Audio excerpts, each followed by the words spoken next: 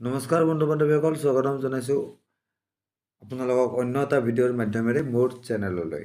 বন্ধু বান্ধৱীসকল, জীৱনত যদি আপুনি চাকৰি বিচাৰি যদি আপোনালোকে হাইৰাণ হৈ গৈছে, চাকৰি পোৱা নাই বা কোনো ধৰণৰ ইনকাম চ'ৰ্চ আপোনালোকৰ হাতলৈ অহা নাই, যদি আপোনালোকৰ কিবা বিজনেছ আছে, ব্যৱসায় আছে, এই ব্যৱসায়ত আপোনালোকে উন্নতি কৰিব পৰা নাই, ব্যৱসায় দিনক দিনে লছৰ ফালে গৈ আছে, ঠিক আছে, বা আগতে বহুত ধৰণৰ ব্যৱসায় কৰিছে, বন্ধ হৈছে, নতুনকৈ আকৌ কিবা ব্যৱসায় আৰম্ভ কৰিলেও সেইটো উন্নতি নহয়, আকৌ বন্ধ হৈ যায়, বা বহুত জেগাত চাকৰিৰ কাৰণে এপ্লাই কৰিছে, বিভিন্ন ধৰণৰ চৰকাৰী চাকৰিৰ কাৰণেও ইণ্টাৰভিউ দিছে বা পৰীক্ষা দিছে, এক্সামিনেশ্যন দিছে, কিন্তু সফল হ'ব পৰা নাই আজিলৈকে, বহুত বাৰ দিছে তেনেকুৱা।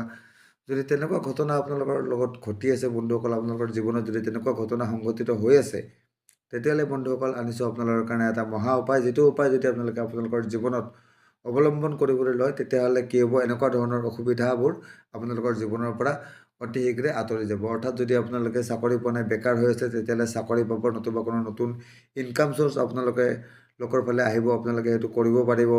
আৰু যাৰ ব্যৱসায় আছে, দিনক দিনে লছৰ ফালে গৈ আছে, তেখেতসকলে উন্নতিৰ মুখ দেখিব। আৰু যাৰ ব্যৱসায় বন্ধ হৈ গৈছে, তেখেতসকলে হয়তো কিবা নতুন ব্যৱসায় আৰম্ভ কৰিবলৈ স্ক'প পাব, নতুবা সেই পুৰণা ব্যৱসায় পুনৰ উজ্জীৱিত হৈ উঠিব, যদি আপোনালোকে মই কোৱা এই উপায়টো আপোনালোকৰ জীৱনত অৱলম্বন কৰিবলৈকে লয়। ঠিক আছে বন্ধু বান্ধৱীসকল, তো মই উপায়টো ক'বলৈ লৈছোঁ, তাৰ আগতে সামান্য অনুৰোধ, চেনেলটো আপোনালোকে প্লিজ ছাবস্ক্ৰাইব কৰি ল'ব, আৰু ছাইডত থকা ন'টিফিকেশ্যন বেল আইকনটো প্ৰেছ কৰি দিব। আৰু ভিডিঅ' চাই যদি শেষত ভাল লাগে, তেতিয়াহ'লে মোৰ ভিডিঅ'টো লাইক আৰু শ্বেয়াৰ কৰি দিবলৈও নাপাহৰিব। যদি আপোনালোকৰ চাকৰি ক্ষেত্ৰত বা ব্যৱসায় ক্ষেত্ৰত মই কোৱা ধৰণৰ কিবা অসুবিধাৰ আপোনালোকে সন্মুখীন হৈ আছে, তেতিয়াহ'লে আপোনালোকে কি কৰিব লাগিব, দৈনিক আপোনালোকে শ্ৰীমদ ভাগৱত গীতাৰ যিটো অন্তিমটো শ্লোক, ঠিক আছে, শুনি লওক আকৌ এবাৰ, মদ ভাগৱত গীতাৰ অন্তিমটো শ্লোক আপোনালোকে দৈনিক পাঠ কৰিব লাগিব 21 বাৰকৈ। অকল মাত্ৰ সেই অন্তিম শ্লোকটোৱে আপোনালোকে পাঠ কৰিলেই হ'ব, আৰু 21 বাৰকৈ পাঠ কৰিব লাগিব। এইটো এটা আপোনালোকে হেবিটত পৰিণত কৰি ল'ব, বা নতুবা তেতিয়ালৈকে কৰিব যেতিয়ালৈকে আপুনি কোনো চাকৰি নাপায়, কোনো ইনকাম চ'ৰ্চ আপোনালোকৰ নাহে, বা যেতিয়ালৈকে আপোনালোকৰ ব্যৱসায়ত আপোনালোকৰ উন্নতি হোৱা বুলি আপোনালোকৰ নিজে মনে নকয়, তেতিয়ালৈকে আপোনালোকে এই উপায়টো অৱলম্বন কৰি থাকিব।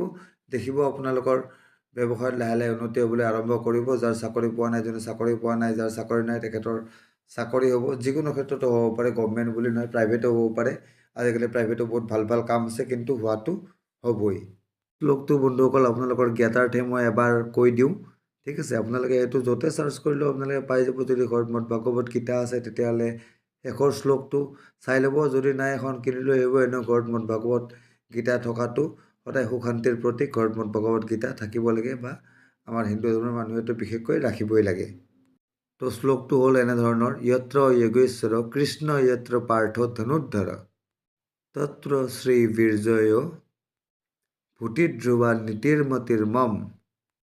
এই শ্লোকটোৰ কথাই কৈছোঁ বন্ধুসকল। শ্লোকটো আপোনালোকে মদ ভাগৱত গীতাত পাই যাব, নতুবা আপোনালোকে গুগলত চাৰ্চ কৰিলেও পাই যাব। যেনেকৈ সুবিধা হয় তেনেকৈ আপোনালোকে শ্লোকটো আয়ত্ত কৰি ল'ব, বা মোৰ ভিডিঅ'টোতে আপোনালোকে শুনি ল'ব ৰিপিট কৰি কৰি, তেনেকৈ হ'লেও আপোনালোকৰ শ্লোকটো আয়ত্ত হৈ যাব। আৰু এই শ্লোকটো মই কোৱা ধৰণে আপোনালোকে আপোনালোকৰ দৈনন্দিন জীৱনত প্ৰয়োগ কৰিবলৈ আৰম্ভ কৰক, দেখিব জীৱনৰ পৰা সকলো অশান্তি লাহে লাহে আঁতৰি যাবলৈ আৰম্ভ হ'ব বন্ধুসকল।